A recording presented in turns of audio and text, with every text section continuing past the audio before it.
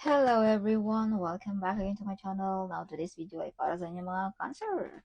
So before matapos ang buwang ito, cancer. Kaya tutok na cancer. So universe, what is your message for cancer before matapos ang buwang ito? Universe. So if you want private reading, kontakin nyo lamang nakalagay sa aking bio. Alright, ang aking anak lamang ang makapag-private reading dahil siya lang ang may oras. So, Cancer Universe, what is your message for Cancer? Or if you want full video, nakalagay din sa aking bio. Yes, ang aking YouTube channel. So, this reading ay para sa mga Cancer.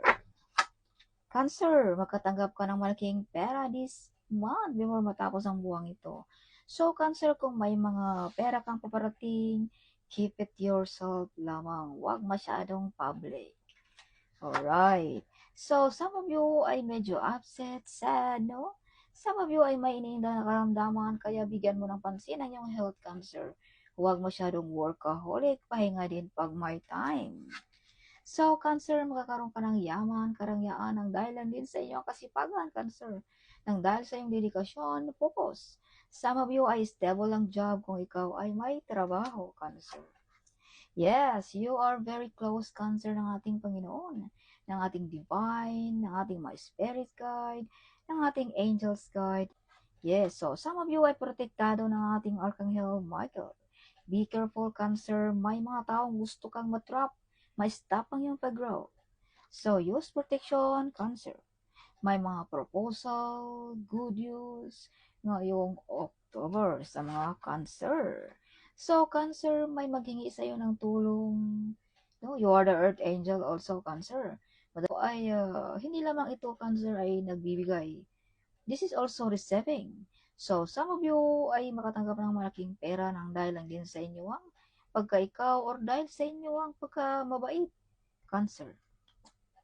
Or dahil sa iyo ang mga ginagawa dito, Cancer, sa mundong ito. No? Yes, binalik lamang ng ating universe ang iyong mga kabaitan, Cancer. So, may mga travel sa mga Cancer. So, check din, Cancer, sa ating inbox. Baka may mga email dyan na nakalimutan mong tingnan. Yes. So, may mga tao din dito, Cancer, na sinisiraan ka. No? Mga backbiter friends. So, may mga new financial na paparating sa mga Cancer. Prosperous, wealthy. Of course, kung ikaw ba naman ay makatanggap ng malaking pera, of course, no? Yes, you're prosperous, wealthy, and abundance. So, Cancer, you have freedom. Magawa mo lahat ang gusto mo, Cancer. Alright, so some of you mga Cancer ay may mga good news na maparating, good omen. Alright. So, be careful also, Cancer, kung pag-uusapan natin ang negative way. May mga tao ditong baka lukuhin ka, wag basta-basta magtiwala, okay? Baka ma-scam tayo, Cancer, no? Pag-ibig ba yan? Pera ba yan? No? Something like that. So, depensahan mo yung sarili also, Cancer.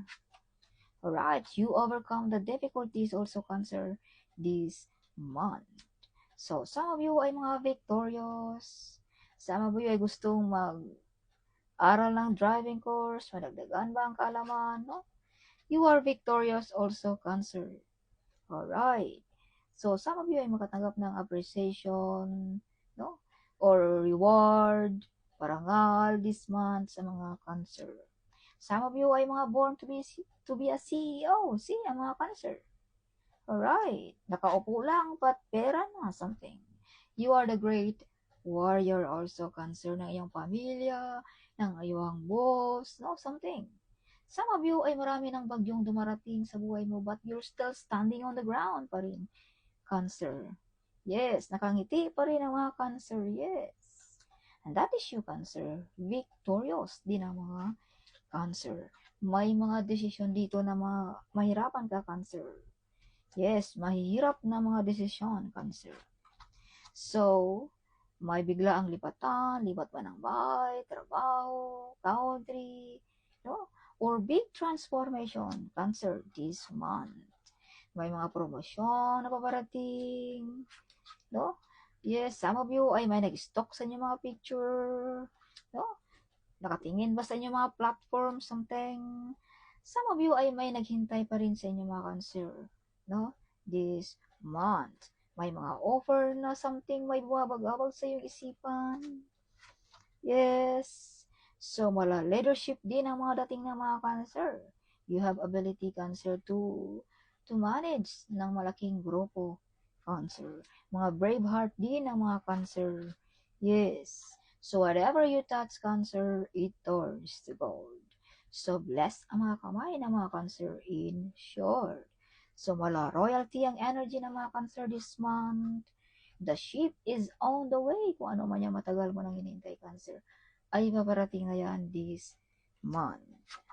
Yes, see, this is money card and the tarot card, Cancer.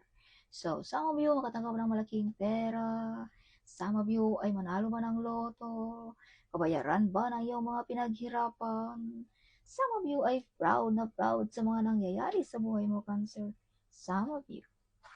Yes. So, may mga wish fulfillment. Alright. Some of you ay may kaalaman, no? Or may kakayanan magpagana ng mga orasyon, meditation, mga candle magic ba? Or may kakayanan gumagawa ng mga lucky charm. So, some of you ay tinalikuran mo na mga toxic relationship, toxic job ba, something, no? Sa mga Cancer, toxic ba ng mga taong hindi deserve sa buhay mo. Some of you ay feeling alone, feeling sad, no? Pagdating ng gabi. But Cancer, you are not alone. Someone behind you, guiding you, protecting you, Cancer, or telling you, move on, Cancer, keep moving forward. Huwag magpa-distract sa mga distraction sa buhay. Yes.